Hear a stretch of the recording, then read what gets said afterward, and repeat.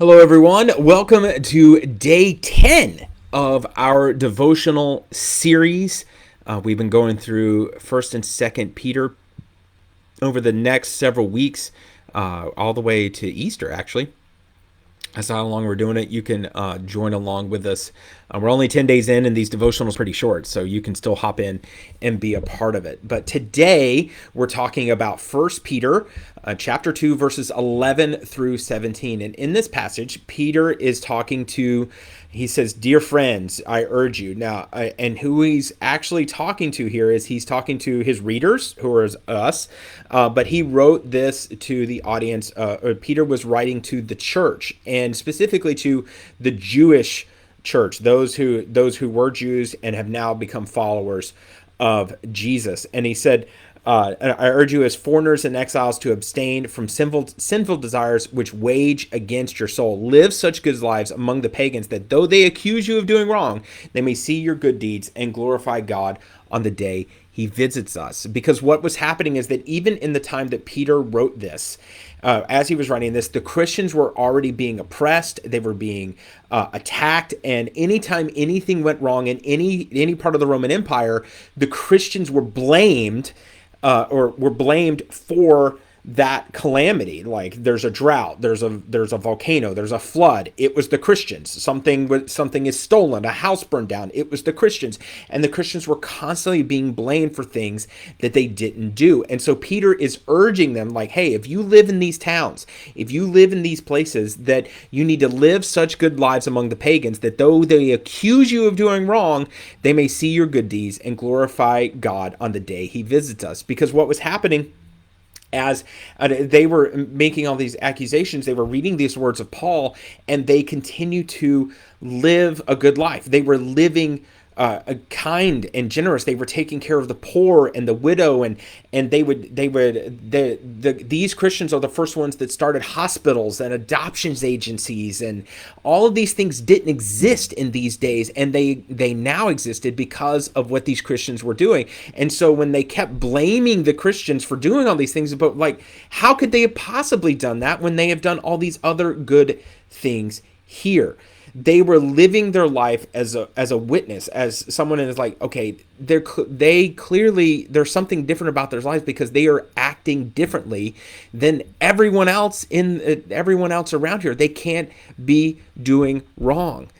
Now, there are some Christians who are in that time who actually didn't like the oppression. They didn't like people trying to tell them what to do. They didn't like always being blamed. And really, honestly, who would like to become the villain, the victim? Like, you were the person who's making all these things go wrong. And so what they tried to do, there were people who tried to overthrow the authority and say, no, we're not going to do what you say, because we are not under your authority. We are under Christ's authority. That's why Peter says in verse 13, submit yourselves for the Lord's sake to every human authority, whether to the emperor as the supreme authority or to the governors who are sent by him to punish those who do wrong and to command those who do right.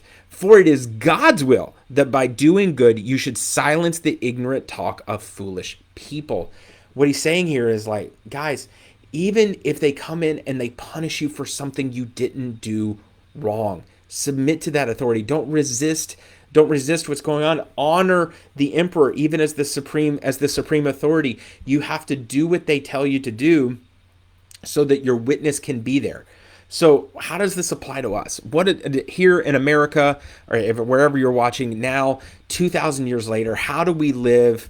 How do we do what Peter's talking here? And the way I think about it is that if we are to, he says in the final verse, show proper respect to everyone, love the family of believers, fear God, and honor the emperor, is that while I may not agree politically with a particular leader who's in charge, whether in our city, in our state, or even in our nation, I will still honor that person. I will still pray for that person. I will still wish the best for that person, because this is a person that God has put in charge of the places we are. And we get this really from Jesus, because when Pontius Pilate put Jesus on trial, and he was saying, and Pilate is like, don't you know what I can do to you? Don't you know how much authority I have?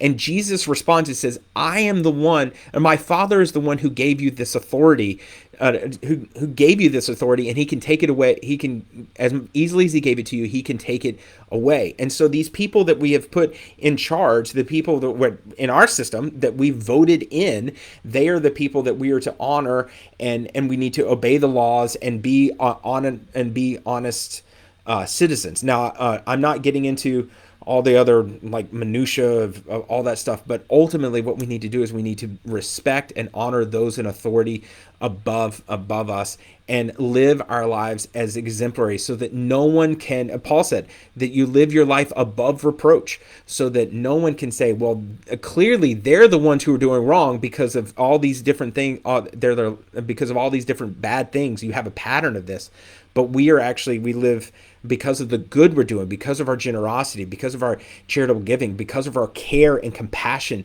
for those less fortunate. And it's like, there's no way we can blame them for these things. There's no way that they can make them pariahs and centers of vitriol because of how good they are.